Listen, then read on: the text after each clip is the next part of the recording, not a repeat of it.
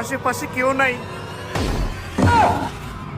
এই তো আমার জাদু কাজ করতেছে। এই ছোট মাছটা বড় হয়ে গেছে, এবার এটাকেও বড় করবো।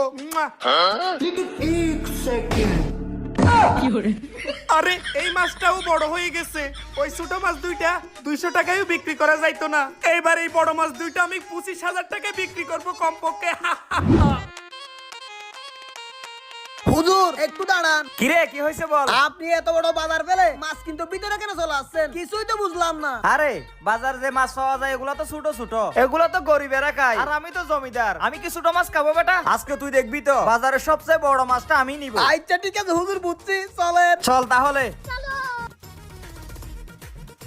আসুন আসুন দাদা। এত বড় শৈল মাছ আমাদের বাজারে?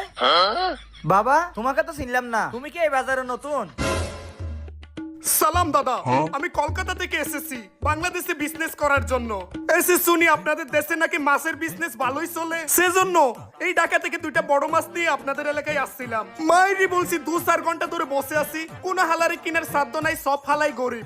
এখন ভাবতেছি আবার গাড়ি করে এই মাছ দুইটা নিয়েই যাব। আরে এলাকার সব মানুষ গরিব তো কি হয়েছে, আমি তো আছি এলাকার জমিদার। এই মাছ খেতে পারলে একমাত্র আমি খেতে পারবো। তুমি বলো কত টাকা দিতে হবে? আরে দাদা কি বলেন, আপনি তো মহৎ। আমি তো আপনার মতোই একটা কাস্টমার খুঁজতেছিলাম। মনে করেন ঢাকা থেকে সব মিলিয়ে আমার 20,500 টাকা পড়ে গেছে। আপনি আমাকে 25,000 টাকা দিলেই মাছ দুইটা নিয়ে যেতে পারবেন। ও মাত্র 25,000 টাকা না? ঠিক আছে দিতেছি। এ কেরামত, জি হুজুর বলেন। ওকে গনে গনে 25,000 টাকা দিয়ে দাও। আচ্ছা ঠিক আছে হুজুর, দিচ্ছি। এই মাছ দুইটা তো আমিই নিব।